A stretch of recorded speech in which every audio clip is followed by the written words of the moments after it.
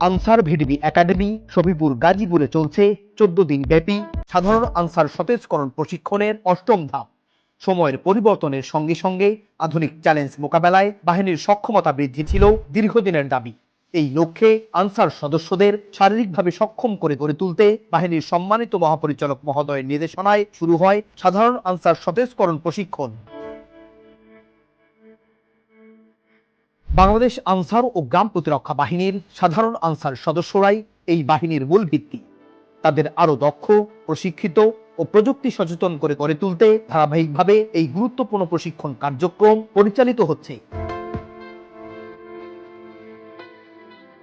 1 April 2026 থেকে শুরু হওয়া এই প্রশিক্ষণের অংশ হিসেবে 7 এপ্রিল অনুষ্ঠিত হয় রান টেস্ট ও মিড টার্ম লিখিত পরীক্ষা।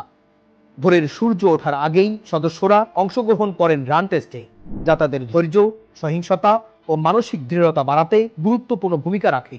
এই শারীরিক সক্ষমতাই ভবিষ্যতে দায়িত্ব পালনের সময় নিরাপত্তা নিশ্চিত করতে সহায়ক হবে। রান টেস্টের প্রতিটি পদক্ষেপ সদস্যদের আগামী চ্যালেঞ্জ মোকাবেলায় আরও দৃঢ় করে তোলে। পাশাপাশি মিড টার্ম লিখিত পরীক্ষার মাধ্যমে সদস্যরা অস্ত্র চালনা, ড্রিল, রণকৌশল সহ বিভিন্ন বিষয়ে তাদের অর্জিত জ্ঞান ও দক্ষতার প্রতিফলন ঘটান। সতেজকরণ প্রশিক্ষণ শুধু দক্ষতা বৃদ্ধি নয়, বরং বাহিনীকে আরো সুসংগঠিত ও কার্যকর রাখতে গুরুত্বপূর্ণ ভূমিকা পালন করছে। বিশেষ করে শারীরিক সক্ষমতা যাচাই ও ভুয়া আনসার সদস্যদের অপসারণে এই প্রশিক্ষণ অত্যন্ত তাৎপর্যপূর্ণ। দক্ষতা, শৃঙ্খলা ও দেশপ্রেমে বলীয়ান সাধারণ আনসার সদস্যরাই নিরাপদ বাংলাদেশের অগ্রযাত্রার শক্ত ভিত্তি।